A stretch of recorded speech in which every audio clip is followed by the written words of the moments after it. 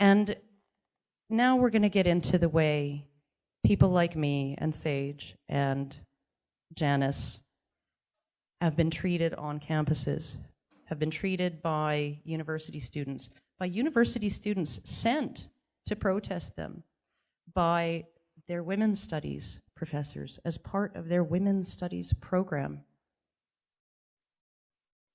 There's video footage. You don't need to shake your head. Just look it up on YouTube.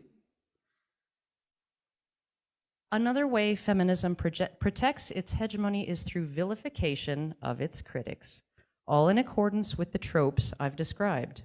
I know Sage could tell us a few things about that, and I'm sure he will, so I won't go into his case here. At the same time, it is appallingly easy to poison public sentiment toward an individual, especially a man who dares to challenge feminism. Earlier this year, Wall Street Journal columnist James Taranto came under heavy feminist fire for an article in which he asserted that when a man and a woman are both equally drunk, equally willingly, and both decide to have sex, there is no reason other than sexism to assume that the man is a perpetrator of rape and the woman his victim. Within 24 hours, a dozen or more articles were published in feminist and mainstream media calling for him to be fired. The National Organization for Women issued a press release demanding he be dismissed from the Wall Street Journal. Twitter exploded with angry tweets calling him a rape apologist, a bigot, a misogynist, and a troglodyte. They also said he had a little dick. Taranto is lucky enough to generate enough income for the Journal to have kept his job, but it can't have been very pleasant for him. Not so lucky was Bill Frezza recently, who wrote an article for Forbes recommending fraternities not admit into their parties young women who've been pre-gaming, that is, for those of you who aren't in college at the moment, drinking in advance of a party, for safety concerns. His crime was that his primary concern was as someone advising fraternities, their safety, the men's safety. Not to protect the young women from rape, but more to protect the young men in the house from potential liability should anything happen to a drunk girl on their property. Oddly enough, most of the outrage from feminists online happened to be about things Frezza didn't even say. They just inferred that he meant them, while mostly ignoring the things that he did say. Within hours, Forbes had pulled the offending article and had fired Bill Frezza. Other men have had to step down from prominent positions after feminists took offense to their words or behavior. Larry Summers was forced to step down from his position as president of Harvard for the dire crime of saying that when you think about heredity alone, there are more male idiots than female idiots and more male geniuses than female geniuses. This was interpreted by many feminists as him asserting that men are smarter than women, though oddly enough, no one had much of a problem with his claim of male dominance in the idiot department. Justin Vikula, a prominent figure in the US skeptic community, voluntarily resigned his position as head of his chapter after falling afoul of feminists who campaigned to have him removed. His crime? Criticizing a feminist member of the community who was attempting to censor a free and open debate of certain issues. The common thread in all of these incidents has been a tendency by feminists to paint any and all criticism of feminism as potentially harmful to women. Taranto was not, according to them, raising a valid point about double standards. He was engaging in rape apology and posing a threat to all women everywhere. Summers was not positing a hypothesis as to why women may not achieve as often as men at the highest reaches of academic ability in math and physics. He was asserting that women are inferior and posing a threat to the advancement of women in academia.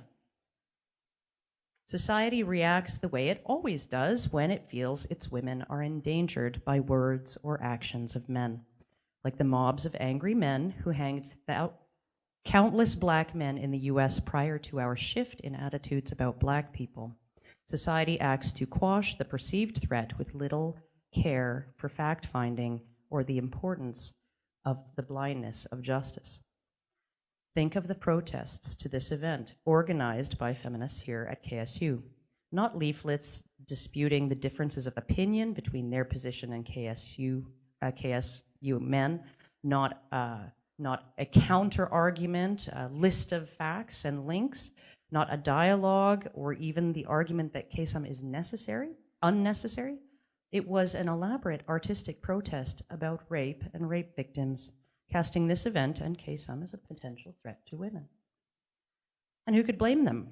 Why give up on a strategy that has worked so well for so long, that has kept so many people terrified to speak up, lest they be branded with the scarlet M for misogynist?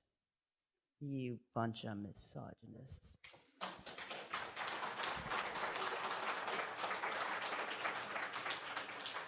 There are now, finally, some alternative voices on gender issues being heard, and one of the reasons for this is that the internet has many fewer gatekeepers than the mainstream media.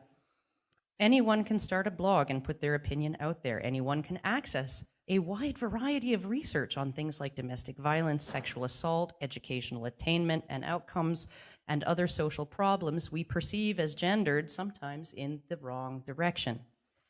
Anyone can leave a comment on a news piece challenging the assertions made therein and present a counter argument with counter evidence. Public opinion is beginning to shift, and it is actually starting with the speaking out of young college-aged women. Young women who are saying over Twitter, over Facebook, this is why I am not a feminist. I am not a feminist because, and giving their reasons, right? And if feminism wants to have any credibility left by the end of this cultural dialogue, whatever we are allowed to have of a cultural dialogue between ourselves and feminism, if they want to have any credibility left, they're going to have to actually think about why so many people think feminism doesn't like men. Why could this be? How could this have happened? I mean, we only say nonstop that masculinity is toxic, that patriarchy, right? The mere fact that men are in charge creates an unjust society. This equates to men necessarily being unjust inherently, right?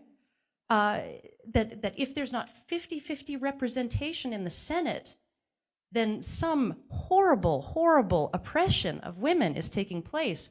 But when there's 96% representation of men in workplace deaths, right, and 40% representation of men in post-secondary education, and there's 95% representation of men in the prison system, much of it due to bias, right? That's not oppression. Maybe it's oppression of women. Who knows? Anyone can get the information that I use. I don't have some golden ticket to some vault somewhere where this is all kept. Just like Jonathan said, the information's out there. There's just nobody in the mainstream who's interested in talking about it yet. But if feminism really wants to actually stay a movement and stay a thing, they are going to have to start actually considering some of these criticisms, rather than just trying to shout them down and punish people who bring them up.